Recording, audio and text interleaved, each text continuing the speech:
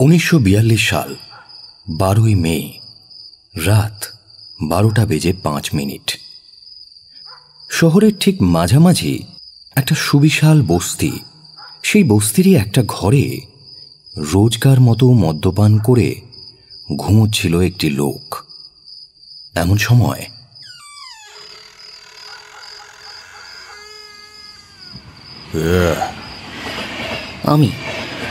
আমি তোমায় মেরে ফেলবো। I will kill you.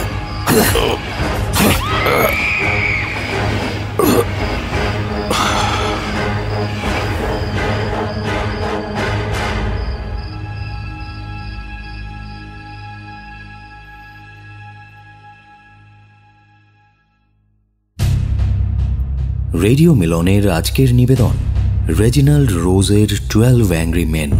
গল্পটি ভালো লাগলে অবশ্যই লাইক এবং শেয়ার করবেন এবং আরও নতুন নতুন গল্প শোনার জন্য সাবস্ক্রাইব করতে ভুলবেন না আমাদের official YouTube channel radio Milan audio story. শুরু হচ্ছে রেজিনাল্ড রোজের 12 অ্যাংরি মেন।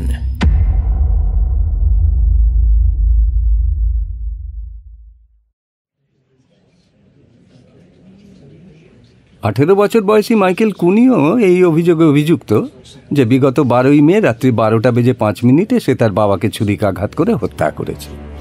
সাক্ষীরা তার বিরুদ্ধে সাক্ষ্য দিয়েছে। প্রমাণ তার দিকে ইঙ্গিত জানালেও জোরালো না হয় তা বিচারপতির রায়দানে বাধা সৃষ্টি করছে। তাই আপনাদের 12 জন গণ্যমান্য ব্যক্তিত্বদের আমন্ত্রণ করা হয়েছে।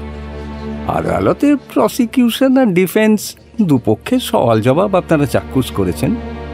এবারে আপনারা পরস্পরের সাথে আলোচনা করে আপনাদের সিদ্ধান্ত কোর্টকে জানাবেন। হ্যাঁ, স্মরণে রাখবেন, আপনাদের সিদ্ধান্তের ওপর নির্ভর করবে একজনের জীবন মৃত্যু। তাই খুব ভেবে চিন্তে আপনাদের সিদ্ধান্ত জানাবেন। ধন্যবাদ।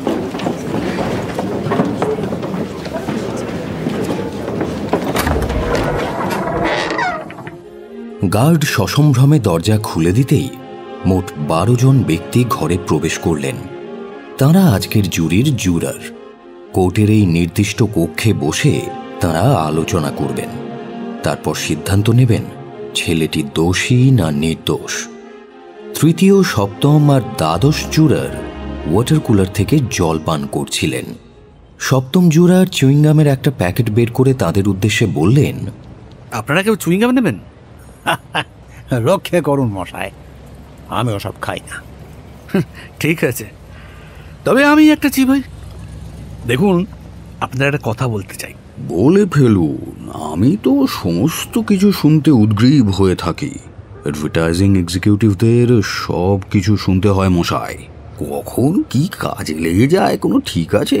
না, সেরকম কিছুই না, মানে বলতে চাইছি আজ বেজায় গরম পড়েছে, তাই না? আপনি না বললে তো জানতেই পারতাম না। Never mind, just joking. It's okay, আপনি বেশ রসিক, আমিও আপনারই মতো। কিন্তু আজ একটু টেনশনে আছি, বুঝলেন। একটা বল গেমের ম্যাচ দেখতে যাব 6:30টার সময়। হে বাবা, তাহলে তো আপনারা ছাড়ে সর্বনাশ মশাই। তা এই আলোচনা কখন শেষ হবে কিছু জানেন? এইটা আবার কোনো কেস নাকি? ওই ছেলেটাই খুনি, আমি বলছি। সব সার্কামস্ট্যান্সিয়াল এভিডেন্সেস তাই বলছে। দেখবেন জুরি শুরু হওয়ার আগেই শেষ হয়ে যাবে। সার্কামস্ট্যান্সিয়াল এভিডেন্স অতটা জোরালো না হলেও ওই 2 সাক্ষীর বয়ান ছেলেটিকে অপরাধী সাব্যস্ত করার জন্য যথেষ্ট, মানে আমার তাই মনে হয়। এই সময় গার্ড সকলের উদ্দেশ্যে বলল, আপনারা সকলেই তো চলে এসেছেন, আমি ঘরের বাইরেই আছি, কোনো দরকার হলে জানাবেন আমাকে। বলেই দরজাটা বন্ধ করে দেয় সে। দ্বিতীয় জুরের খানিক আশ্চর্য হয়ে বললেন, কি হলো, গার্ড দরজা লক করে দিল কেন? তাই শুনে দশম জুরার বললেন, সেটাই তো নিয়ম, যাতে জুরাররা তাদের কাজটা মনোযোগ সহকারে করতে পারে, তাই। ও আচ্ছা আচ্ছা, আসলে এটা আমার প্রথম জুরি। সে তো দেখেই বোঝা যায়। তাই কেসের ব্যাপারে আপনার কি অভিমত? ঠিক বুঝতে পারছি না, আসলে প্রথম জুরি তো, আর কেসটা এমন জটিল। আপনি প্রথম জুরিতে এসেছেন বলে আপনার এসব মনে হচ্ছে। আমি এর আগেও বহু জুরি অ্যাটেন্ড করেছি। এটা simply open and shut case. এসব ছেঁদো ব্যাপারে জুরি বসানোর কোনো মানে হয়? আপনি কি বলেন, জুরার নম্বর 4? সংবাদপত্র থেকে চোখ সরিয়ে চতুর্থ জুরার বললেন, ঠিকই বলেছেন, সমস্ত সাক্ষ্য প্রমাণ ছেলেটির বিরুদ্ধে। একটা 18 বছরের ছেলে নিজের বাবাকে অমন নৃশংসভাবে হত্যা করলো। ভাবতে পারছেন সমাজের কি হারে অধঃপতন হচ্ছে? ছেলেটির নিজের ডিফেন্সে কোর্টে যে বয়ান, সেটা একেবারেই ভিত্তিহীন। গাল গল্প বলুন, হ্যাঁ, এমন আষাঢ়ে গপ্প বাপের জন্মে শুনিনি। আমার নিজের একটা গ্যারেজ আছে, সেখানে একটা ছেলে কাজ করতো বছরখানেক আগে।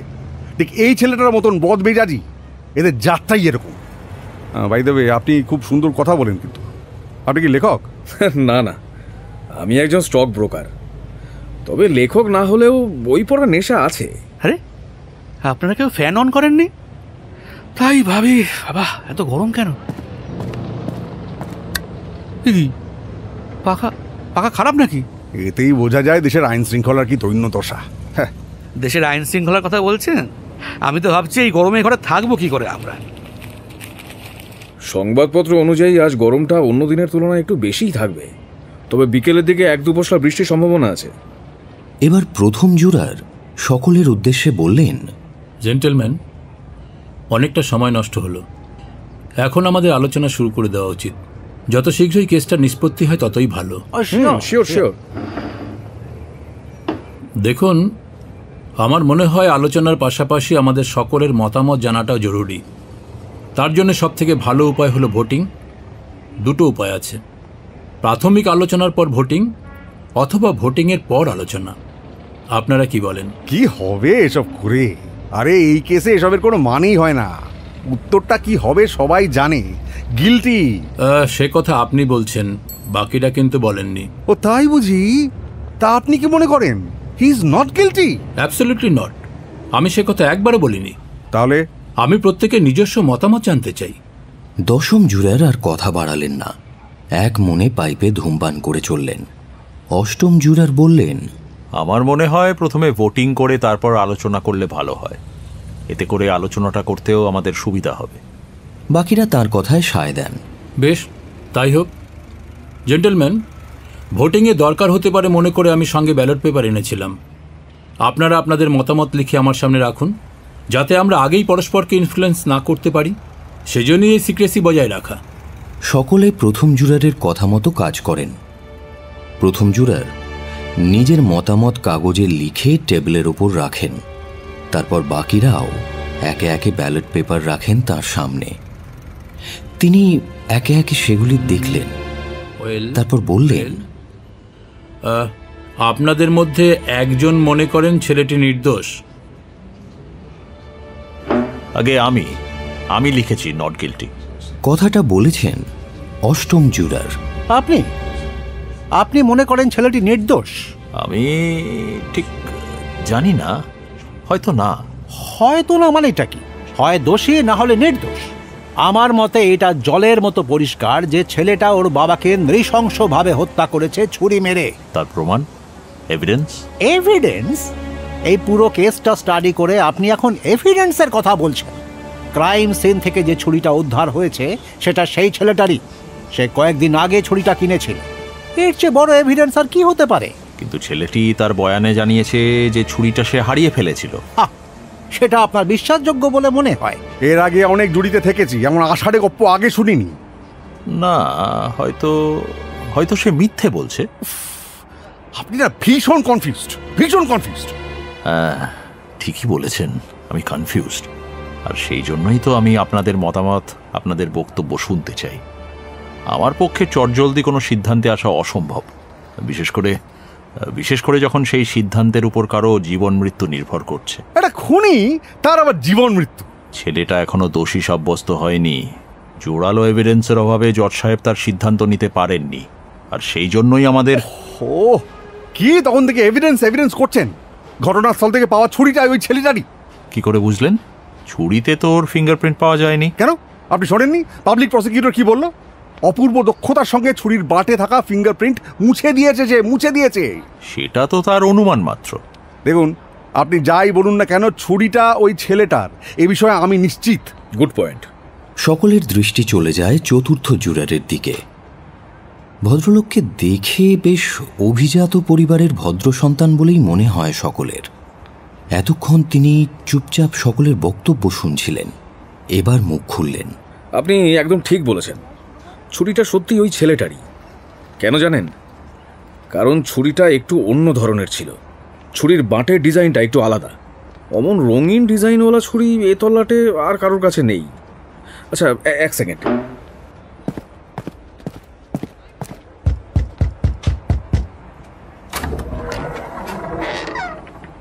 ক্রাইম সিনে যে ছুরিটা পাওয়া গেছে ওটা একবার নিয়ে আসুন তো।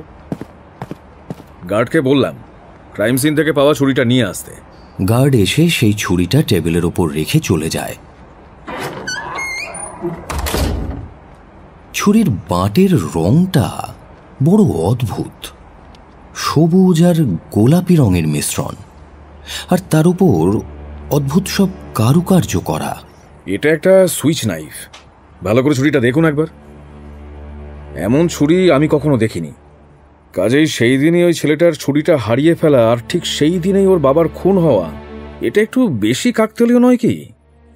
আমি তো 100% শিওর ওই ছেলেটাই খুনি। এমন ডিজাইনের সুইচ নাইফ তো আরও থাকতে পারে। আগে না, যে দোকান থেকে ছেলেটি এই ছুরিটা কিনেছিল সেই দোকানদার এই কথা স্বীকার করেছে যে এমন ছুরি তার কাছে আর নেই। এই ধরনের ছুরি ওই তল্লাটে আর কারোর কাছেই নেই। এবার অষ্টম জুরার কোনো কথা বললেন না। একাদশ জুরারের পাশে এসে দাঁড়ালেন। তারপর প্যান্টের পকেট থেকে কিছু একটা বের করলেন। এবার কি বলবেন? স্তব্ধ বিস্ময়ে সকলে দেখল সেটা একটা ছুরি, এবং অবিকল ক্রাইম সিন থেকে পাওয়া সেই ছুরিটার মতো। বাঁটের রং, ডিজাইন সব এক। এ ছুরি আপনি কোথায় পেলেন? গতকাল বাড়ি ফেরার পথে কোনোভাবে ছেলেটার এলাকায় ঢুকে পড়ি। তখন একটু রাত হয়েছে। গলির মোড়ে থাকা একটা ছোট্ট দোকান থেকে এই জিনিসটা পেলাম। কিন্তু এতে কি প্রমাণিত হয়? এটাই প্রমাণিত হয় যে ঘটনাস্থল থেকে পাওয়া ছুরিটা ওই তল্লাটের অন্য কারোর হতে পারে। এতক্ষণে কথা বললেন পঞ্চম জুরার। তিনি সকলের মধ্যে ছোট। তিনিও এতক্ষণ চুপ করে বসে শুনছিলেন সবটা। তার কথা শুনে চতুর্থ জুরার বললেন, আচ্ছা বেশ, না হয় তর্কের খাতিরে মেনে নিলাম ওই ছুরিটা অন্য কারো হতে পারে, কিন্তু এই কেসের দুজন সাক্ষী, তাদের কথা কেন ভুলে যাচ্ছেন? এদের মধ্যে একজন আবার আই উইটনেস, সেই মহিলা যিনি সচক্ষে ছেলেটিকে তার বাবাকে খুন করতে দেখেছে। তাদের বাদ দিলে চলে? এ বিষয়ে আপনি কি বলবেন বলুন? খানিকক্ষণ নীরবে থাকেন অষ্টম জুরার। তারপর বলেন, আমি ঠিক বুঝতে পারছি না, কিছু একটা গলদ আছে। আরে আপনি তো আশ্চর্য লোক। আপনাকে যাই বলা হয় সেটাই বিশ্বাস করেন না। আপনি যেটা মনে করেন ঠিক সেটাই আপনার কাছে ঠিক, বাকি সব ভুল। দেখুন মিস্টার, আপনার একার কথায় না কিছু হবে না। আমরা 11 জন এখানে মনে করি ওই ছেলেটাই অপরাধী। বেশ তো, তবে আপনাদের একটা প্রস্তাব দিই, আবার ভোটিং হোক, কিন্তু এটা গোপন হবে আর আমি এতে অংশগ্রহণ করব না। যদি দেখা যায় আপনারা 11 জন ছেলেটির বিপক্ষে ভোট দিয়েছেন, তাহলে আমিও আমার অবস্থান পরিবর্তন করে আপনাদের কথাতেই রাজি হব, আর এখনই আমরা আমাদের সিদ্ধান্ত আদালতে জানিয়ে দেব।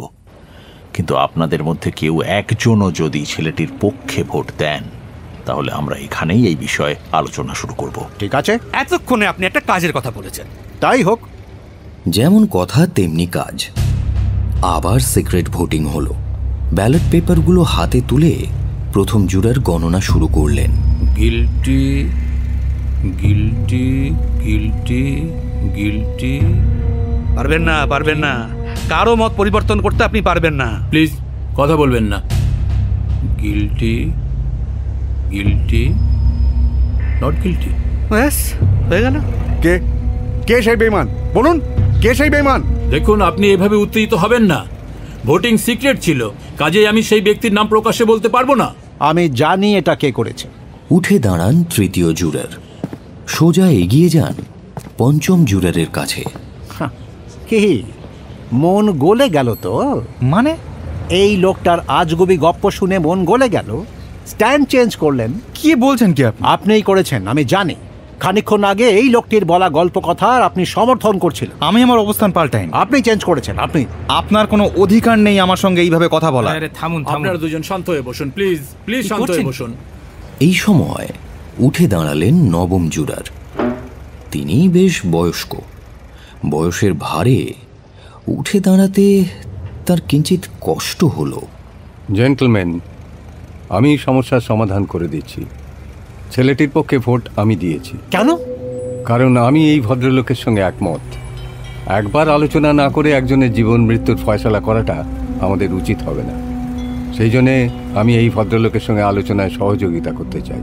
Thank you sir. খানিকক্ষণ সকলে নীরব থাকেন।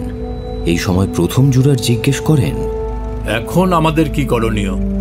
তার নজর গেল ডান দিকে উপবিষ্ট দ্বাদশ জুরারের দিকে।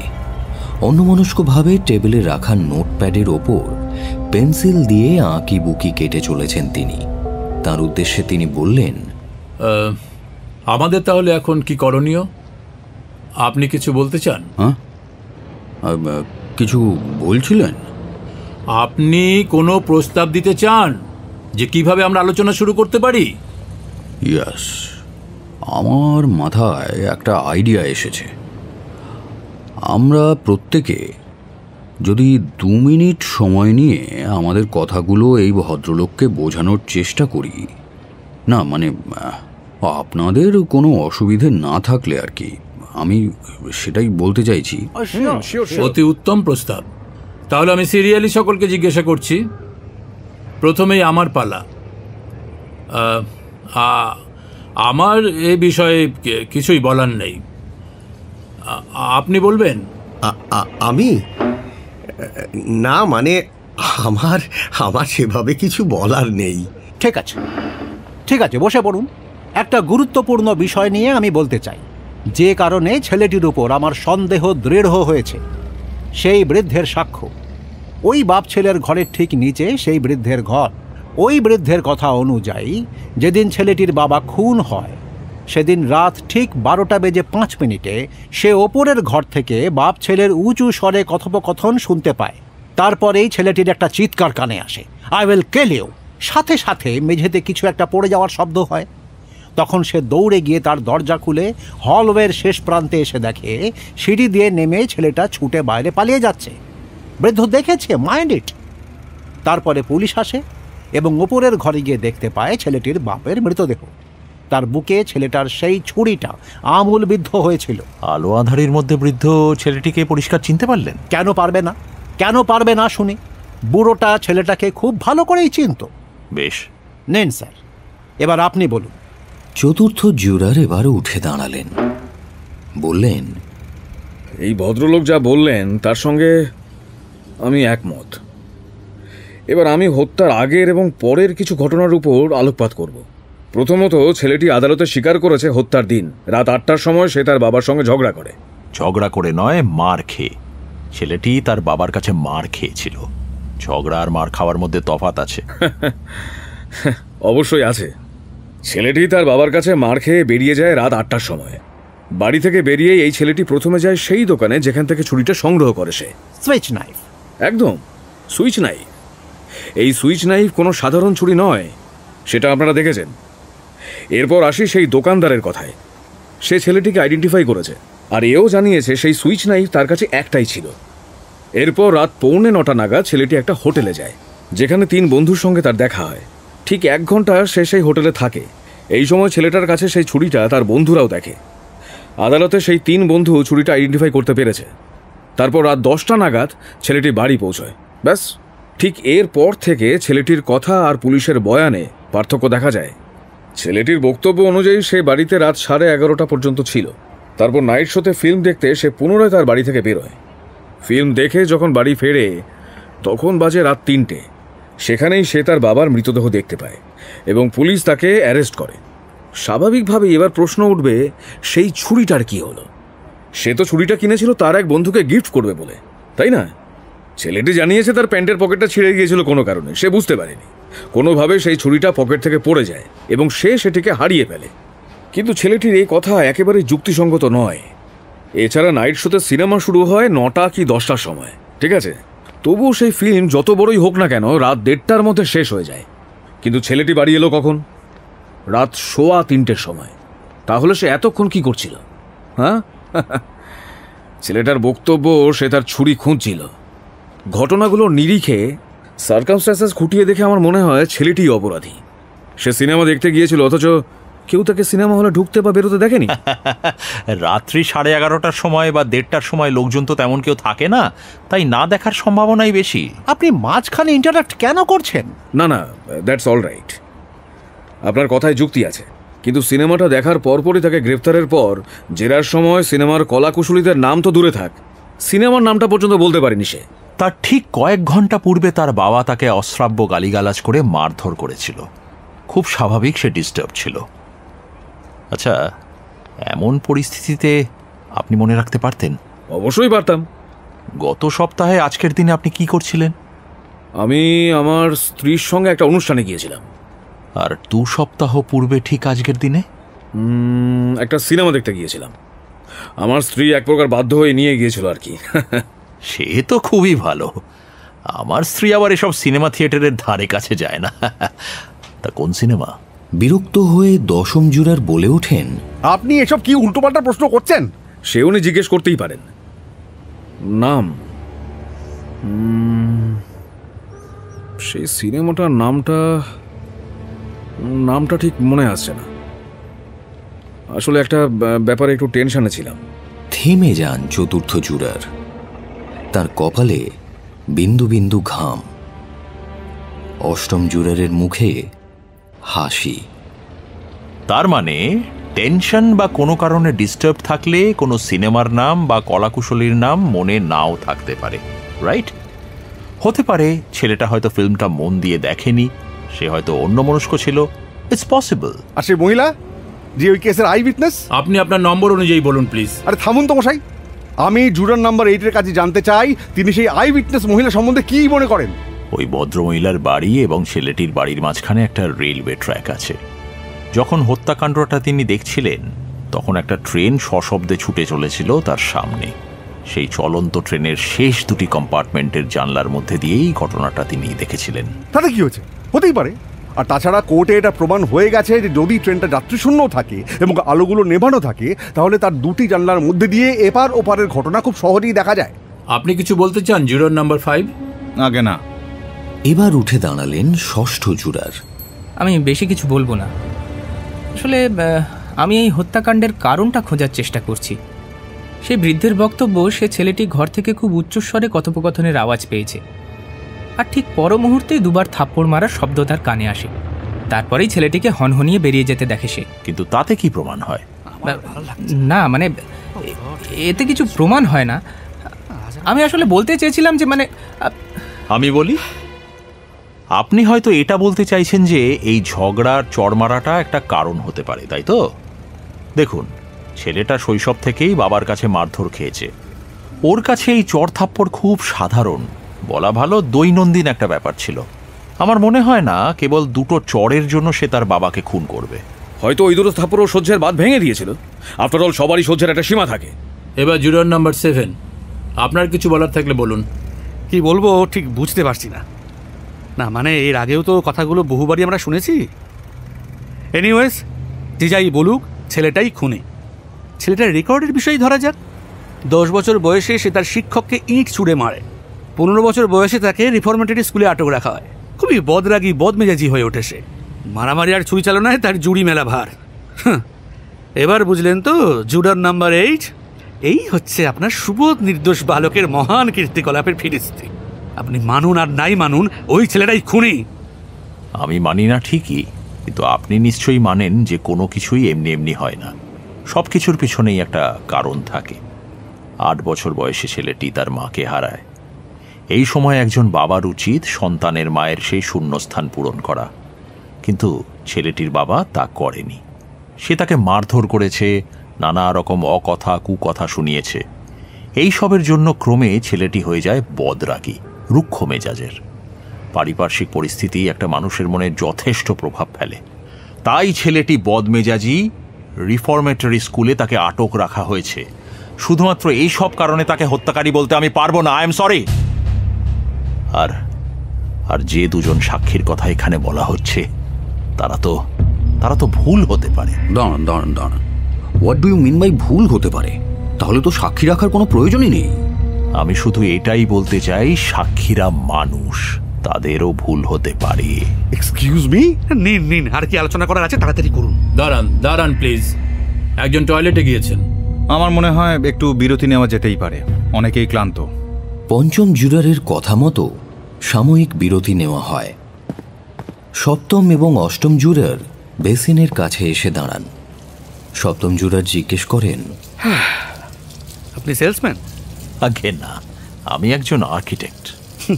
আসলে আপনাকে দেখে সেলসম্যান মনে হলো। ঠিক ওদেরই মতো ধৈর্য আর সহ্য শক্তি আপনার। যেভাবে আপনি একা লড়ে যাচ্ছেন, আবার একজনকে দলেও পেয়ে গেলেন। হ্যাঁ, আপনার এলেম আছে মশাই। কিন্তু ব্যাপার কি জানেন, আমিও না ভীষণ একগুঁয়ে, একেবারে আপনার মতো।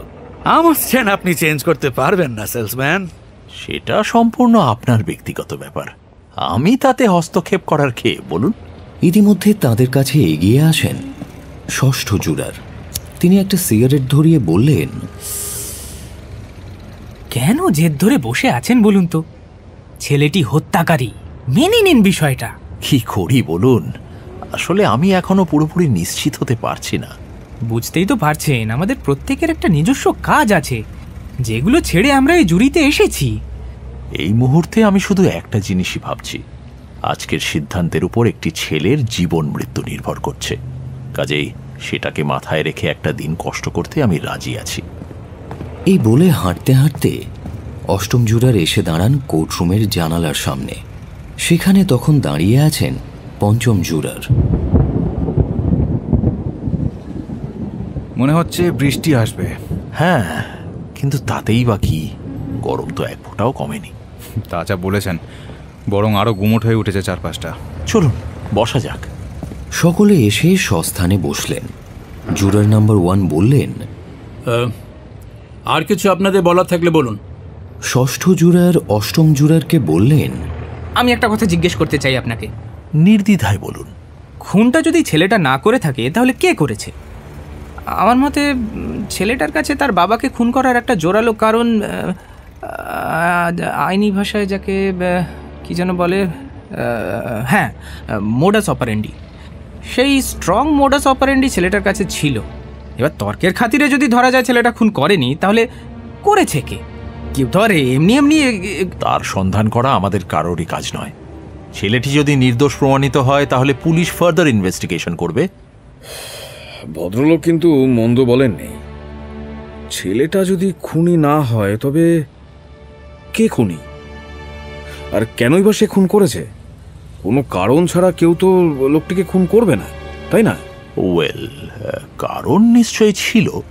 ছেলেটির বাবা সেই অর্থে তো কোনো সৎ মানুষ ছিলেন না, একজন বেহেড মাতাল, যে মদের নেশায় লোকের সঙ্গে গালিগালাজ আর মারপিট করত।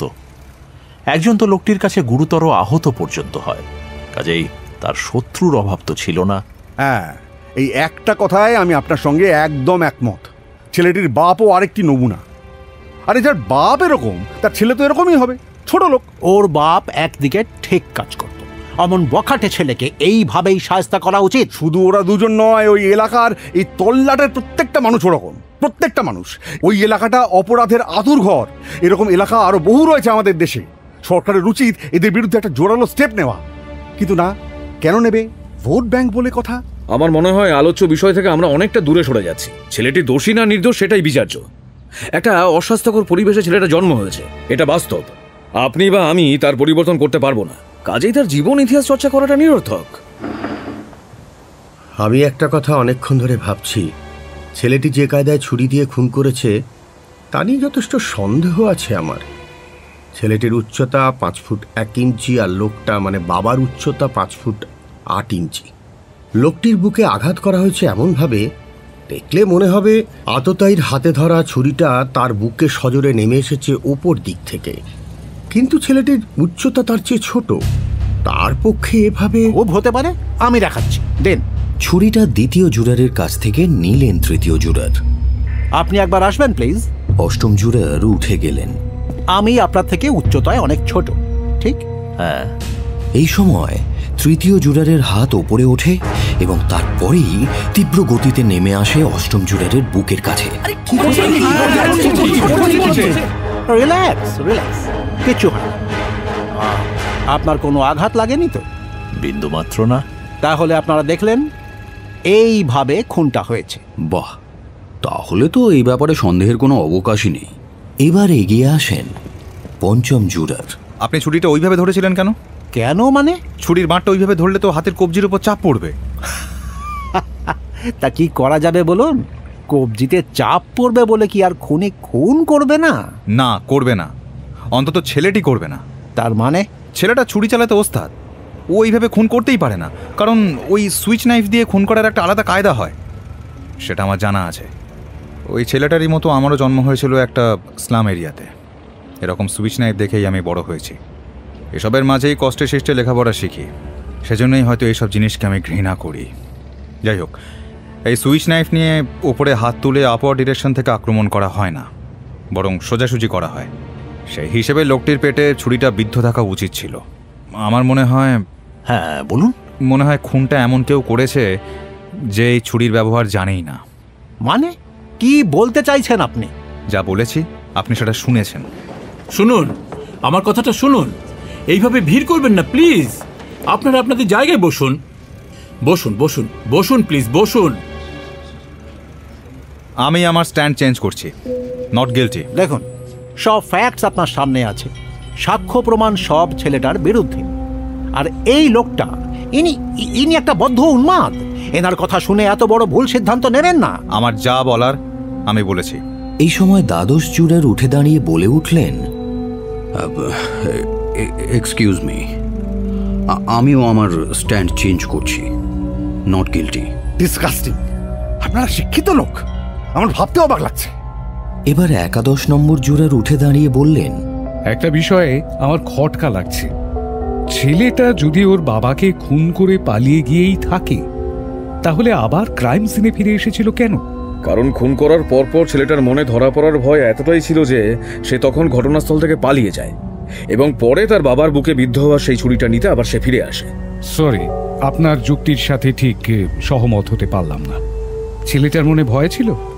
যে ছেলেটা ঠান্ডা মাথায় ছুরির মাঠে থাকা তার ফিঙ্গারপ্রিন্ট মুছে দিয়েছিল বলছেন, সে ভয়ে ভীত ছিল? আমার মনে হয় না। ওয়েল, আমার মনে হয় আততায়ী, মানে সেই ছেলেটি ছুরি থেকে ফিঙ্গারপ্রিন্ট মুছে দেওয়ার পরে ভাবলো যে ছুরিটা সেখান থেকে সরিয়ে নিলে ভালো হয়। ঘটনাটা তো ঘটেছিল মাঝরাতে। আই উইটনেস মহিলাটির কথা অনুযায়ী তিনি ছেলেটিকে বাবার খুন করতে দেখেই জোরে চিৎকার করে ওঠেন এবং তারপর পুলিশে খবর দেন। তার মানে সেই আত্মচিৎকার ছেলেটিও নিশ্চয়ই শুনেছিল। তারপরেই সে পুলিশের হাতে নিজেকে ধরা দিতে কেন আবার ঘটনাস্থলে ফিরে এলো তা বুঝতে পারছি না। এর দুটো সম্ভাব্য কারণ আছে। প্রথম কারণ, ছেলেটি ভয়ে বা উত্তেজনা যার দরুনই হোক না কেন সেই মহিলার চিৎকার সে শুনতে পায়নি। আর দ্বিতীয় কারণ, মহিলাটির চিৎকার শুনে থাকলেও সে তাকে বিশেষ আমল দেয়নি। ভুলে যাবেন না, অমন আর্তচিৎকার ওসব অপরাধপ্রবণ এলাকায় রোজকার ব্যাপার। আর সেই বৃদ্ধ, তার ব্যাপারে কি বলবেন?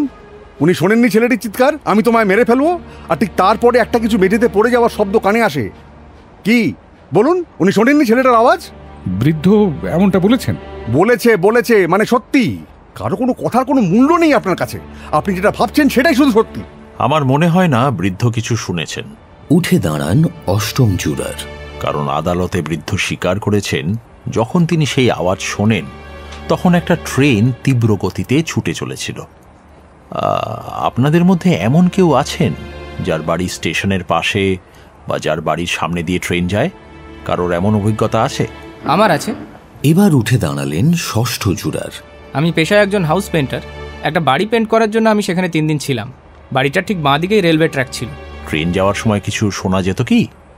মানে কোনো আওয়াজ বা কারো চিৎকার? একদমই না, আমি নিজের কথাই ঠিকভাবে শুনতে পেতাম না। আপনারা সকলে শুনলেন তো? কাজেই আমার ধারণা বৃদ্ধ কিছুই শোনেননি। আর শুনে থাকলেও চিৎকারটা যে ছেলেটিরই, ট্রেনের কর্কশ শব্দের ফলে সে বিষয়ে নিশ্চিত তিনি কখনোই হতে পারেন না। হতে পারে না। উফ, এই লোকটা তখন থেকে তথ্যগুলোকে বিকিয়ে চুরিয়ে যত সব গাল গল্প শুনিয়ে চলেছে। আপনারা এই লোকটার কথায় কান দেবেন না। বৃদ্ধ সেই ছেলেটাকে পালাতে দেখেছে, ছেলেটা খুনি, এটাই সত্যি কথা। আমি চাই আর একবার ভোটিং হোক। আমি কথা বলছি, ডোন্ট ইন্টারাপ্ট। আমরা আবার ভোটিং করব। আপনারা যারা মনে করছেন ছেলেটি নির্দোষ, দয়া করে হাত তুলুন। পঞ্চম, অষ্টম এবং নবম জুরার তাদের হাত তোলেন। তার মানে মোট 3 জন ছেলেটির পক্ষে আর বাকিরা বিপক্ষে। আপনি আজীবন আলোচনা করে গেলেও সংখ্যাটা একই থাকবে। বাকিদের আপনি পাল্টাতে পারবেন না। এক্সকিউজ মি, আমি আমার অবস্থান বদলাতে চাই, নট গিলটি। কথাটা বললেন একাদশ নম্বর জুরার। এই, আপনি কেন আপনার অবস্থান বদলালেন? আমার মনে একটা সন্দেহ দেখা দিয়েছে, তাই আমি আমার অবস্থান বদলেছি। তার কোনো কৈফিয়ত দিতে তো আমি বাধ্য নই। ঠিক আছে, আপনারা বসুন বসুন। আপনি যা বলছিলেন বলুন। আমার যা বলার আমি বলেছি, আপনারা কেউ কিছু বলতে চাইলে। ঠিক আছে, আপনি যা বলছেন মেনে নিলাম, কিন্তু বৃদ্ধ যে নিজের ঘরে দরজা খুলে হলওয়েতে পৌঁছে ছেলেটিকে পালাতে দেখেন, এটা তো বিশ্বাস করবেন। বৃদ্ধ বলেছিলেন যে আওয়াজটা শোনার সঙ্গে সঙ্গেই তড়িঘড়ি তার ঘরের দরজা পুরো খুলে হলওয়ের শেষ প্রান্তে এসে তিনি দেখেন সিঁড়ি দিয়ে নেমে সেই ছেলেটা পালিয়ে যাচ্ছে বাড়ির বাইরে। এর জন্য বৃদ্ধের কত সময় লেগেছে? ঠিক 15 সেকেন্ড। আপনি নিশ্চিত? সেই বৃদ্ধ একেবারে নিশ্চিত ছিল যে তার 15 সেকেন্ডই লেগেছে। এবার আপনারা বলুন, একজন বৃদ্ধ যে লাঠির সাহায্যে চলে, তার পক্ষে মাত্র 15 সেকেন্ডে দৌড়ে দরজা খুলে হলওয়ের শেষ প্রান্তে পৌঁছানো কি যুক্তিসঙ্গত? খুব যুক্তিসঙ্গত। আচ্ছা, আপনি এরকম এক এক সেকেন্ডের সময় বিবেচনা করা বন্ধ করুন। এত নিশ্চিত কেউ হতে পারে না। ছেলেটিকে ফাঁসি কাটে ঝোলাতে আপনি এত উদ্গ্রীব কেন? মানে কি বলতে চাইছেন কি আপনি? আপনি প্রথম থেকেই সকলের মনে সেই ছেলেটির বিরুদ্ধে বিষোদ্গার করে চলেছেন। আপনি চান ছেলেটি ফাঁসি কাটে ঝুলুক। চুপ করুন, এভাবে কথা বলবেন না আমার সঙ্গে। আপনি এটাই চান? আপনি চান ওর মৃত্যু হোক? এত বড় সাহস তোমার, আমার সঙ্গে এভাবে কথা বলো? আমি মেরে ফেলবো তোমাকে, আমি তোমাকে মেরে ফেলবো। করছেন কি? না না, ওর এত বড় দুঃসাহস, আমি ওকে মেরে ফেলবো। আপনি শুধু বলছেন আমায় মেরে ফেলবেন, বাস্তবে কিন্তু সেটা করছেন না। স্তম্ভিত হয়ে যান তৃতীয় জুরার। জেন্টলম্যান, এতে আর একটা জিনিস প্রমাণিত হলো। বৃদ্ধ যদি শুনেও থাকেন যে ছেলেটি চিৎকার করে বলছে আই উইল কিল ইউ, তাতে এটা প্রমাণ হয় না যে ছেলেটি খুনি। আমি তোমায় মেরে ফেলবো বা আই উইল কিল ইউ, এই কথা আমরা দৈনন্দিন জীবনে নানা পরিস্থিতিতে মানুষকে বলে থাকি। সবাই চুপ। ঘরের মধ্যে একটা পিন পড়লেও এখন শব্দ শোনা যাবে। খানিকক্ষণ পর অষ্টম জুরার বললেন, আচ্ছা, বৃদ্ধের ঘর থেকে হলওয়ের শেষ প্রান্তের দূরত্ব কেমন? আমার জানা নেই। ওয়েল, ইন দ্যাট কেস আমি সেই বাড়ির ম্যাপটা একবার দেখতে চাই। শিওর। যাক, অন্তত একটু বৃষ্টি হচ্ছে। এতে গরমটা একটু কমবে। তাজা বলেছেন, যা গুমোট গরম পড়েছিল। ওই নিন, আপনার ম্যাপ এসে গেছে, এবার যা করা তাড়াতাড়ি করুন। টেবিলে ম্যাপটা রেখে একটা পেন্সিল হাতে অষ্টম জুরার বোঝাতে লাগলেন। দেখুন, এই হচ্ছে বৃদ্ধের বিছানা। এই বিছানা থেকে তার ঘরের দরজার দূরত্ব হাত 10। এরপর এখান থেকে হাত 40 দূরে হলওয়ের শেষ প্রান্ত। তার মানে দাঁড়ায় বৃদ্ধ এই এতটা পথ অতিক্রম করেছে লাঠির সাহায্যে মাত্র 15 সেকেন্ডে। শুনতে ওরকম মনে হলেও এ পথ অতিক্রম করতে ওই রকম সময়ই লাগে, আর সেটা আপনিও ভালো করে জানেন। না মশাই, একটা বৃদ্ধ যে লাঠির সাহায্যে চলে তার পক্ষে অতটা যাওয়া বেশ সময় সাপেক্ষ। আচ্ছা বেশ, চলুন একটা এক্সপেরিমেন্ট করে দেখা যাক। ধরুন আপনি যেখানে বসে আছেন সেখান থেকে কোর্টরুমের এই দরজার দূরত্ব কত হবে? 10 হাত আন্দাজ? হ্যাঁ। বেশ, তাহলে এই আমি দাঁড়ালাম। এ আবার কি নতুন নাটক শুরু করলেন? দেখুন, তাহলেই বুঝবেন। আচ্ছা, আপনাদের কারো হাত ঘড়িতে সেকেন্ডের কাঁটা আছে? আমার ঘড়িতে আছে। বেশ, এবার আপনারা ধরে নিন আমি সেই বৃদ্ধ। এবার সেই বৃদ্ধকে কোর্টে ঠিক যেভাবে হাঁটতে দেখেছিলাম আমি সেইভাবেই খুঁড়িয়ে খুঁড়িয়ে হাঁটব, আর আপনি সময়টা খেয়াল করবেন। শুরু করুন। অষ্টম জুরার খুঁড়িয়ে খুঁড়িয়ে হাঁটা শুরু করলেন, অবিকল সেই বৃদ্ধের মতো। এভাবে অষ্টম জুরার মোট 5 বার প্রথম জুরারের চেয়ার থেকে কোর্টরুমের দরজা পর্যন্ত একইভাবে খুঁড়িয়ে হাঁটলেন। বাবা, কোমর ব্যথা হয়ে গেল। তা বলুন, কতক্ষণ সময় হলো? পুরো 43 সেকেন্ড। কি মনে হয়, বৃদ্ধ কি আদৌ কাউকে দেখেছিলেন? একদমই না, অসম্ভব। আমার মনে হয় না বৃদ্ধ আদৌ কিছু দেখেছে। কি বলছেন আপনি? বৃদ্ধ দেখেননি? আপনি কি বলতে চান বৃদ্ধ আদালতে মিথ্যে কথা বলেছে? কি কারণে সে মিথ্যে কথা বলবে? কি কারণে? তাতে তার কি স্বার্থ? হতে পারে মানুষের কাছে গুরুত্ব পাওয়ার জন্য সে বলেছে। থামুন তো, আপনি ওনার সঙ্গে এমন ব্যবহার কেন করছেন? আপনি হাত ছাড়ুন। না, ছাড়বো না। একজন বয়স্ক মানুষের সঙ্গে আপনি এভাবে অভদ্রতা করতে পারেন না। তৃতীয় জুরার চুপ করে যান। দেখুন, আমার মনে হয় এভাবে আলোচনার মাঝে আমাদের ব্যক্তিগত আবেগ প্রকাশ না করাটাই বাঞ্ছনীয়। আপনি যেন কি বলছিলেন? আমি এটাই বলছিলাম যে আদালতে আমি খুব ভালোভাবে ওই বৃদ্ধকে লক্ষ্য করেছিলাম। বৃদ্ধ ঠিক করে চলতে পারছিল না। সে যে খুঁড়িয়ে চলে বিষয়টাকে লুকোনোর আপ্রাণ চেষ্টা করছিল, আর তা না পেরে লজ্জিত হচ্ছিল। নিজেকে প্রেজেন্টেবল দেখাতে একটা কোট গায়ে দিয়ে এসেছিল, যদিও সেটা তালি মারা ছিল। এই সব দেখে আমি তার মানসিকতাটা বুঝেছি। সে একজন অখ্যাত বৃদ্ধ, কেউ তাকে চেনে না। একজন বয়োজ্যেষ্ঠ মানুষ হওয়া সত্ত্বেও কেউ তার কাছে সলা পরামর্শ করা তো দূর কথা, খোঁজ খবর পর্যন্ত নিতে আসে না। এমন অবস্থায় যখন আদালতে তাকে সাক্ষ্য দিতে ডাকা হলো, তখন তার কাছে এটা এক পরম প্রাপ্তি। আদালতে হাওয়া কোন দিকে বইছে সেটা বুঝতে তার একটুও কষ্ট হয়নি। তাই সংখ্যাগরিষ্ঠের মতোই সেও ছেলেটির বিপক্ষে সাক্ষী দিয়েছে। মানেটা কি? হ্যাঁ, মানেটা কি? আপনি বলতে চান বৃদ্ধ ছেলেটির বিরুদ্ধে সাক্ষী দিয়েছে শুধুমাত্র মানুষের কাছে অ্যাটেনশন পাওয়ার জন্য? আমি বলছি না যে বৃদ্ধ জেনে শুনে মিথ্যে কথা বলেছে। সে হয়তো নিজের মনকে বুঝিয়েছে, তেমনটা হতে পারে। হয়তো আলো আঁধারিতে প্রকৃত আততায়ীকে সে দেখেছে, কিন্তু সে নিজের মনকে প্রবোধ দিয়েছে যে সেটা ওই ছেলেটি। আর একবার ভোটিং করি আসুন। সকলে স্বস্থানে বসুন। আপনারা কে কে মনে করছেন ছেলেটি নির্দোষ? দয়া করে হাত তুলুন দয়া করে। বলে নিজের হাত তোলেন প্রথম জুরার।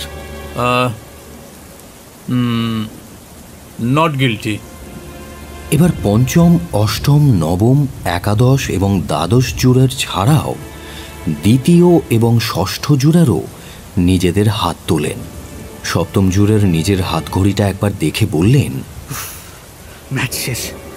শুনুন, এই তর্ক বিতর্কে কোনো লাভ হবে না। আমার মাথা ঝিমঝিম করছে, আমি পাগল হয়ে যাব। তাই আমি আমার স্ট্যান্ড চেঞ্জ করছি। Not guilty. কি শুনতে পাননি? আবার বলবো, নট গিল্টি। এটা আপনি করতে পারেন না। প্রথমে সবার সাথে বসে আপনি ছেলেটির বিপক্ষে ভোট দিলেন, কারণ তখন আপনার ম্যাচ দেখতে যাওয়ার তাড়া ছিল। এখন যখন আপনার ভালো লাগছে না, তখন তার পক্ষে ভোট দিচ্ছেন। এটা আপনি করতে পারেন না। বলুন, আপনি কেন ছেলেটির পক্ষে ভোট দিলেন? কারণ আমি মনে করি না যে সে এই খুনটা করেছে। হয়েছে? এই বলে সপ্তম জুরার উঠে গিয়ে দাঁড়ালেন জানালার পাশে। দশম জুরার বললেন, এনাফ ইজ এনাফ। এবার আপনারা আমার কথা শুনুন। এই ছেলেটার ব্যাপারে আমি আপনাদের বলছি, এরা আমাদের থেকে আলাদা। আমরা সভ্য, শিক্ষিত, জ্ঞানী, আর ওরা ততোধিক মূর্খ, অশিক্ষিত, বর্বর, জঙ্গলি। এই লোকটা উন্মাদের মতো কাজ করছেন। আপনারা শুনুন, এই খুনিটাকে আমাদের কখনোই ছেড়ে দেওয়া উচিত নয়। খানিকক্ষণ আগে একটা কথা প্রসঙ্গে বললাম না, সরকারের উচিত এদের বিরুদ্ধে একটা জোরালো স্টেপ নেওয়া, কিন্তু নেবে না, কারণ এরাই ভোট ব্যাংক। এই ছেলেটা ওই শয়তানদের একজন। আছে আমাদের হাতের মুঠোয়। আমাদের একটা সিদ্ধান্ত ওকে ফাঁসি কাটে ঝুলিয়ে দিতে পারে। সুযোগটা আমাদের ছাড়া উচিত নয়। এই শয়তানদের সমূলে বিনাশ না করতে পারলে এরা আমাদের শেষ করে দেবে। এরা শয়তান, এদের মেরে ফেলা উচিত। আরেকটা বাজে কথা বলে আমার থেকে খারাপ কিন্তু কেউ হবে না। এই সময় চতুর্থ জুরার হঠাৎ দৌড়ে এসে দশম জুরারের জামার কলার চেপে ধরেন। রাগে তার সর্বাঙ্গ কাঁপছে। এই নোংরা আবর্জনার মধ্যে জন্মেও কেউ ডাক্তার, ইঞ্জিনিয়ার হয়, কেউ আবার স্টক ব্রোকারও হয়। ভয়ে নীরব হয়ে যান দশম জুরার। পুরো কোর্টরুম জুড়ে পিন পতন নিস্তব্ধতা। I am really sorry gentleman. Actually বড় মুশকিল হয় এমন পরিস্থিতিতে নিজের আবেগ চেপে রাখাটা। তারই বহিঃপ্রকাশ আজ এখন হয়েছে। আপনাদের কিছু পয়েন্ট আমার বেশ ভালো লেগেছে, যেমন সেই সুইচ নাইফ দিয়ে হত্যার ব্যাপারটা, কিংবা বৃদ্ধের আসলে 43 সেকেন্ড লেগেছিল হেঁটে আসতে। কিন্তু তবুও আমার মনে হয় যে ছেলেটি দোষী। তার কারণ সেই মহিলা স্পষ্ট চলন্ত ট্রেনের শেষ দুটি কম্পার্টমেন্টের জানালার মধ্যে দিয়ে দেখেছিলেন ছেলেটি তার বাবাকে হত্যা করছে। আপওয়ার্ড ডিরেকশন থেকে ছুরিটা নেমে এসেছিল হতভাগ্য লোকটার বুকে। এক্সকিউজ মি, কেসটা বড্ড জটিল। এত তথ্য, এত প্রমাণ, সব তালগোল পাকিয়ে যাচ্ছে। আমি আমার স্ট্যান্ড চেঞ্জ করতে চাই। আমার মনে হয় ছেলেটি দোষী, শিওরলি গিল্টি। আপনি তো অদ্ভুত মশাই। একবার বলছেন দোষী, একবার বলছেন নির্দোষ, আবার বলছেন দোষী। আর নো এনিথিং, যা মনে হয়েছে আমি বলেছি। আপনাদের মধ্যে আর কেউ তাদের স্ট্যান্ড চেঞ্জ করতে চান? সকলে নীরব। তাহলে আর এখানে বিচার হবে না। অনেক দেরি হচ্ছে। আমাদের এখনই ধর্মাবতারের কাছে গিয়ে এ বিষয়ে জানিয়ে দেওয়া উচিত। আজীবন আলোচনা করে গেলেও তো বাকিদেরকে বোঝানো যাবে না। আমার মনে হয় আমাদের একটা সময় নির্ধারণ করে নেওয়া উচিত। আচ্ছা, এখন কটা বাজে? 7টা বাজতে 5 মিনিট বাকি। 7:30 পর্যন্ত চলুক আমাদের আলোচনা, তারপর না হয় ব্যবস্থা নেওয়া যাবে। বলে নিজের চশমাটা টেবিলে রেখে নাকের হাড়ের দুদিকে বাঁ হাতের 2 আঙুলের সাহায্যে চেপে ধরলেন চতুর্থ জুরার। ঠিক তখনই চমকে উঠলেন নবম জুরার। শুনুন, আপনার কি শরীর খারাপ লাগছে? না না, আমি ঠিক আছি, থ্যাঙ্কস। হ্যাঁ, যেটা বলছিলাম। আপনাকে প্রশ্নটা কেন করলাম জিজ্ঞেস করবেন না? দেখুন, আমি কেস সম্পর্কিত কিছু দরকারি বক্তব্য রাখবো। আমার মনে হয় আমার কথাটা বেশি দরকারি। একটু শুনে নিন প্লিজ। ঠিক আছে, বলুন। অসংখ্য ধন্যবাদ। আমার ধারণা পরে এই বেয়াদবির জন্যে আপনি আমাকে মাফ করবেন। এবার সত্যি করে বলুন তো, আপনার নাকের হাড়ের দুদিক আপনি আঙুল দিয়ে চেপে ধরেছিলেন কেন? আপনার অস্বস্তি হয়েছিল, তাই না? হ্যাঁ। আপনার নাকের হাড়ের দুদিকে দাগ দেখছি, তার কারণ আপনি নিশ্চয়ই চশমা পরেন, তাই তো? হ্যাঁ, সেই জন্যই। এবার আমার কথাটা বলতে পারি? প্লিজ প্লিজ, আর 1 মিনিট নেব শুধু। দেখুন, আপনারা সকলে একবার সেই মহিলার মুখটা ভাবার চেষ্টা করুন। তার নাকের হাড়ের দুদিকেও ঠিক এমনি দাগ ছিল যেমন এই ভদ্রলোকের আছে। ভদ্রমহিলার বয়স 40-এর বেশি হবে, কিন্তু তিনি আপ্রাণ চেষ্টা করেছিলেন যাতে তার বয়সটা কম মনে হয়। দেখেছেন নিশ্চয়ই, বেশ সেজেগুজে এসছিলেন তিনি। সম্ভবত প্রথমবার এত লোকের মাঝে এসছিলেন তিনি। কাঠগড়ায় দাঁড়িয়ে এই ভদ্রলোকের মতোই নাকের হাড়ের দুদিক আঙুলের সাহায্যে চেপে ধরেছিলেন খানিকক্ষণ। নিশ্চয়ই অস্বস্তি হচ্ছিল তা। আমিও দেখেছি। আমি তো ওনার খুব কাছে বসেছিলাম। ওনার নাকের দুদিকে ওরকম দাগ ছিল। আপনাকে অসংখ্য ধন্যবাদ এই প্রসঙ্গ উত্থাপন করার জন্য। ব্যাপারটা আগে আমার মাথায় আসেনি। তার মানে সেই মহিলা নিয়মিত চশমা পরেন, আর আদালতে তিনি ইচ্ছে করেই চশমা পরে আসেননি। হ্যাঁ, কিন্তু এতে কি প্রমাণিত? আচ্ছা, আপনি কি ঘুমানোর সময় চশমা পরেন? এ আবার কেমন প্রশ্ন? ঘুমানোর সময় আবার কেউ চশমা পরে নাকি? কেউ পরে না, তাই তো? তার মানে আমরা ধরে নিতে পারি সেই মহিলা সেদিন সেই সময় চশমা পরেননি। আপনারা এই ম্যাপে দেখছেন ছেলেটির ঘর থেকে ওই মহিলার ঘরের দূরত্ব 8 ফিটের। যে মহিলা নিয়মিত চশমা পরেন তিনি খালি চোখে অত দূর থেকে ছেলেটিকে চিনতে পারলেন কি করে? হতে পারে তিনি ছেলেটির বাবাকে খুন হতে দেখেছেন, কিন্তু ছেলেটিকে রেকগনাইজ করা তার পক্ষে অসম্ভব। আচ্ছা, এই নাকের হাড়ের দুপাশের দাগ চশমা ছাড়া অন্য কোনো কারণে কি হতে পারে? না না, হতে পারে না। আপনার কি মনে হয় জুরার 12? Is it possible? Yes, it's possible. আমার মনে হয় ছেলেটি নির্দোষ। আপনার কি মত জুরার নাম্বার 10? আমি যেটা বললাম সেটা কি সম্ভব? আমি আর এইসবের মধ্যে থাকতে চাই না। আপনারা সকলেই অবুঝ। কিন্তু আপনার রায় কি? Not guilty. তোমরা সকলে বেঈমান। আপনার মতামত কি জুরার নাম্বার 4? ছেলেটি নির্দোষ। আপনি কি বলছেন? আপনি এতক্ষণ ছেলেটার বিরুদ্ধে ছিলেন, তথ্য প্রমাণ দিচ্ছিলেন। সাধারণত আমার এমন ভুল হয় না, কি জানি আজ কেন। যাই হোক, একটা রিজনেবল ডাউট আমার নজরে এসেছে, তাই আমি ছেলেটিকে দোষী বলতে পারবো না। Not guilty. আপনারা যা ইচ্ছে করুন, আমি ছেলেটিকে কখনো নির্দোষ বলবো না। আমি সারাদিন এই ঘরে বসে থাকতে রাজি আছি। আপনি কেন চাইছেন না ছেলেটিকে রেহাই দিতে? এই আলোচনার মাধ্যমে এই কেস সংক্রান্ত অনেক ফাঁক ফোকর আমাদের নজরে এসেছে, যে কারণে আমরা কখনোই ছেলেটিকে নিশ্চিত রূপে দোষী বলতে পারি না। এগুলো জানা সত্ত্বেও আপনি কেন এরকম করছেন? আপনি কি ভাবেন আমি পাগল? আমি এমনি এমনি এগুলো করছি। ছেলেটা কি বলেছিল? আমি তোমায় মেরে ফেলবো, আই উইল কিল ইউ। কাকে বলেছিল? ওর বাবাকে, তাই তো? যে ওকে বড় করেছে সেই বাবাকে, যার জন্য আজ এই পৃথিবীর আলো দেখেছে। সেই বাবার সঙ্গে এমন ব্যবহার করলো কেন? বাবা একটু কথা শোনাতো, একটু মারতো, সেই জন্য। একদম আমার ছেলের মতো। চিরকালের জন্য বাড়ি ছেড়ে চলে যাওয়ার আগে সজনে একটা থাপ্পড় মেরেছিল আমাকে, ওর বাবাকে। কি আমার অপরাধ ছিল? ওকে ওকে আমি শাসন করেছিলাম।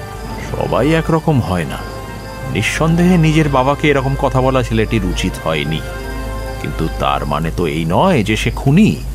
আর সে যখন খুনি নয়, তার শাস্তি কখনোই ফাঁসি হতে পারে না। তাকে বাঁচবার এবং নিজেকে ঠিক করার একটা সুযোগ দিন। বেশ, নট গিল্টি। সকলে একে একে চেয়ার ছেড়ে উঠে পড়েছেন। প্রথম জুরার দরজায় টোকা দিলেন। গার্ড দরজাটা খুলে দিল। নিজেদের জিনিসপত্র নিয়ে সকলে একে একে বেরিয়ে যাচ্ছেন। সকলেই চলে যাচ্ছেন, আপনিও চলুন। বৃষ্টিটা থেমেছে, এবেলা বেরিয়ে পড়া ভালো। হ্যাঁ চলুন। ক্রমে ধীর পদে তিনি ঘর থেকে বেরিয়ে গেলেন। অষ্টম জুরার একবার দৃষ্টি নিক্ষেপ করেন চারিদিকে। এই কোর্টরুমে আজই তার প্রথম আগমন, কয়েক ঘন্টার জন্য। কিন্তু এর মধ্যেই কত ঘটনা, কত হাসি, ঠাট্টা, কান্না, অপমান, সমস্ত কিছু ঘটে গেল। আর হয়তো বা কোনোদিনও আসা হবে না, কোনোদিনও দেখা হবে না আজকের এই মানুষগুলোর সঙ্গে। এইসব ভাবতে ভাবতে তিনি ঘর থেকে বের হতে যাবেন, এমন সময় নবম জুরার জিজ্ঞেস করলেন, কিছু মনে করবেন না, আপনার নামটা জানতে পারি? আমার নাম ডেভিস। আপনি? আমার নাম ম্যাককার্ডো। বড় ভালো লাগলো আপনার সাথে আলাপ হয়ে। আপনি নিজেও জানেন না কত বড় কাজ করলেন আপনি। মানুষের প্রাণ রক্ষা করার থেকে বড় ধর্ম পৃথিবীতে আর কিচ্ছু নেই। তা তো বটেই। ঈশ্বর আপনার মঙ্গল করুন। অসংখ্য ধন্যবাদ। আসুন এবার যাওয়া যাক।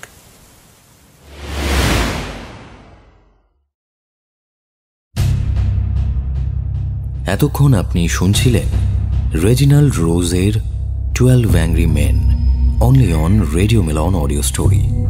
গল্পটি ভালো লেগে থাকলে অবশ্যই লাইক এবং শেয়ার করবেন, এবং আরও নতুন নতুন গল্প শোনার জন্য সাবস্ক্রাইব করতে ভুলবেন না আমাদের official YouTube channel radio Milan audio story. আজকের মতো এ পর্যন্তই। আগামী সপ্তাহে আরও একটি নতুন গল্প নিয়ে হাজির হব আমরা। শুনতে থাকুন রেডিও মিলন অডিও স্টোরি।